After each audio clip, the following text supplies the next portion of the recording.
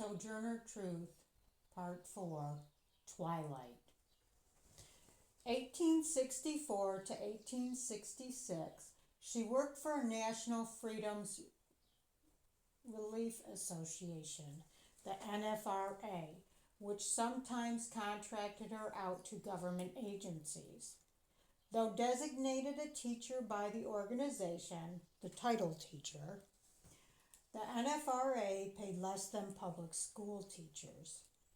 It seems maybe Truth was more of a lecturer than a teacher of trades, being that she was illiterate and had zero education of her own and had no trades.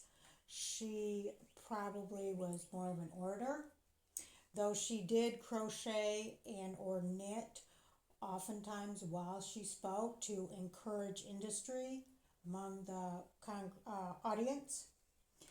In 1867, at the New York Equal Rights Convention, she advocated for equal pay for women. This year is when she publicly advocated for women's rights to vote. She said women should be in all government positions, including lawyer, juries, Congress, and judges. She said we'd get more of a fair balance of laws and judgments if women were in these positions. Truth aided in the Great Migration, bringing freed people to various North states for work. A lot of the communities where the freed people were being distributed to were not in support of them coming to their area, even though the desire for laborers of all kinds, field laborers, domestics, factory workers, etc., was great. They accused Laura Haviland, including the superintendent of Adrian. The superintendent of the poor was the official title. He said that Laura Haviland of bringing blacks who soon would become public charges. He accused the program itself of just being a distributor of welfare recipients. Just like today with the topic of immigration, there is always going to be whites and other people who would detest people coming to their area because they'd say they were taking jobs and resources so desperately needed by others. I think the Great Migration was exaggerated in history concerning its impact and its numbers. A lot, if not most, freed people didn't want to move because of the issues all people would use for not moving. One, employers often ask for only a man or a woman, no families or children. Two, mistrust of white people. These are people who had been again and again raped, physically abused, verbally abused, emotionally abused, financially abused by white people, and the laws and judgments and society, which was run by white people, specifically targeted people of color to keep them down. Three, unknown laws in states where they might be unfriendly to black people. You know, they were coming from Washington, D.C. in this circumstance, and they knew the laws of Washington, D.C. What about the laws elsewhere? Four is the common fear of the unknown. That takes a hold of all of us. Five, post-traumatic stress disorder. Though this was not a diagnosis back then, all the abuse that they suffered from society and slavery, that would take a mental toll, and some people can't even think straight. because of all that. Another reason is mistrust of the government that enslaved them. I mean, they're having to use this government resource because they have no other way to survive, but then the government's going to ship them off somewhere. Why trust that? Another reason is they had just gained their voting rights in Washington, D.C., where they were stationed. They'd lose their rights if they moved. Another thing that was happening was Southern agents would come to the concentration camps and talk dirt about the North, talk smack about how they're going to be treating black people, about the poverty in the North, blah, blah, blah, because they didn't want these freed people to succeed. They were still upset about losing their free labor. The programs for relocating people to the North failed miserably. The laborers were wanted, but the people who they were looking for were either unable to move or didn't want to. Most people in need of labor and domestics didn't want a whole family. They typically only wanted a woman as a domestic, a man as a field hand. They didn't have any resources to take care of even a spouse, much less children. And the potential laborers didn't want to lose the only family they had left, the family that survived all this selling off of children and other relatives.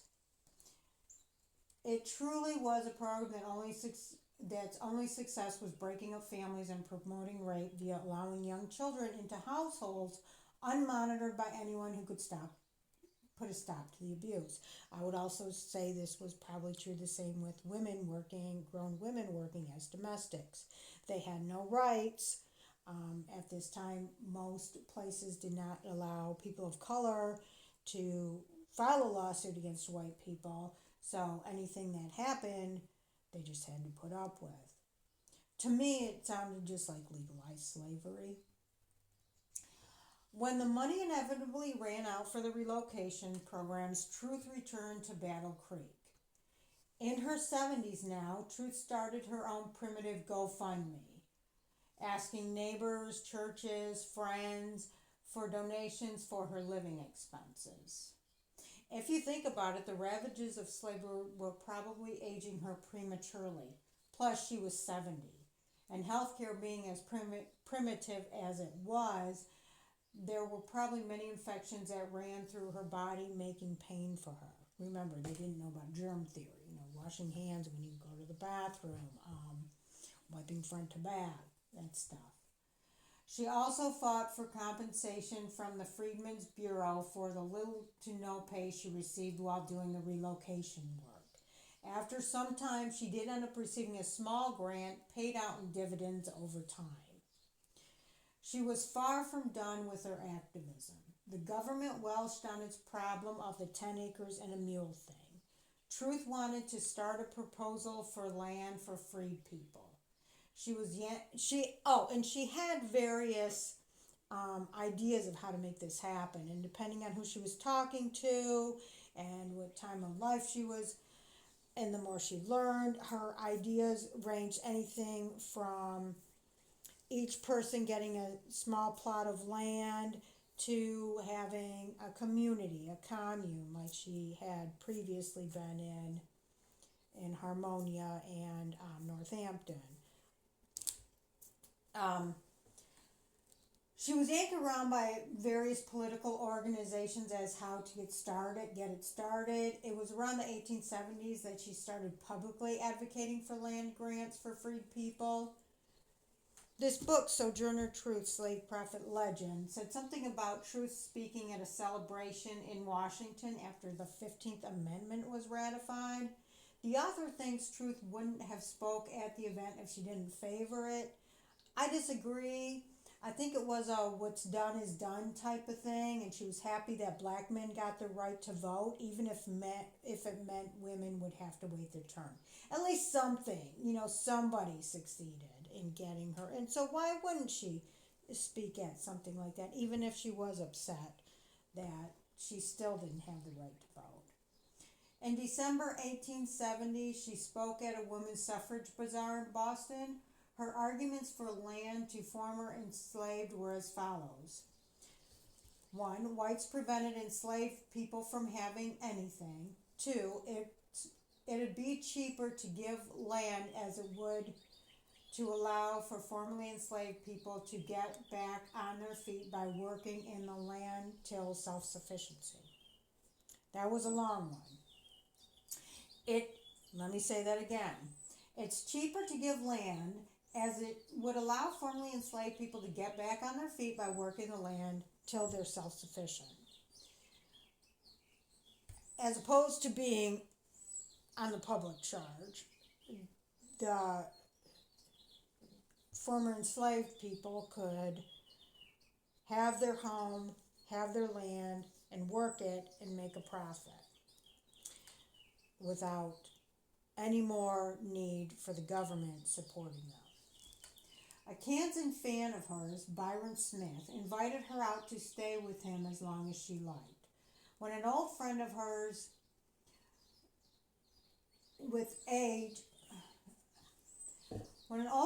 seen her bent with age while visiting in Iowa, he said, now this is a Quaker, "Sojourner, thou art not as tall as when I first saw thee a quarter a century ago." To which she replied, "No, dear child, I have been built so long I have settled." While in Kansas, she was still advocating. She tried to interest friends, new and old, of the land grant ideas. She returned to Michigan in summer of 1872. Still trying to get the elusive 10 acres and a mule, Truth went through various sources talking up her plans.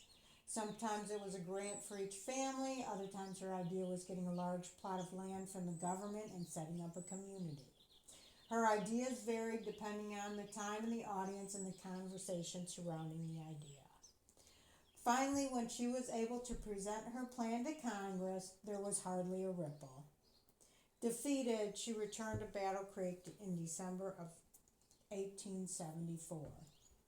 Her grandson Samuel, who had been going round with her the whole time, reading and signing for her and doing all her errands, developed an aneurysm in his neck and died early 1875. Around this time, Truth developed an ulcer on her leg and became partially paralyzed.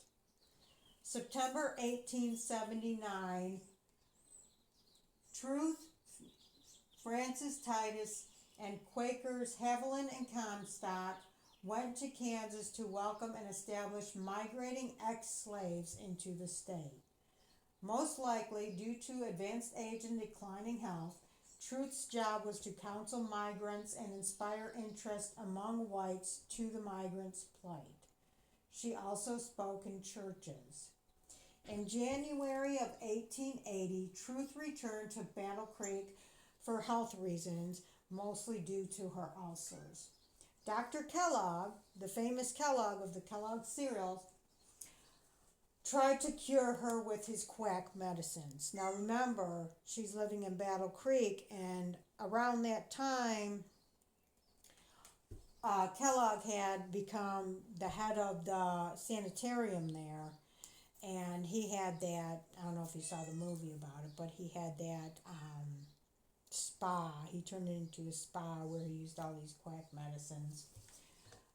All her children, save her son, who was lost to history, came to visit and stay with her at her home.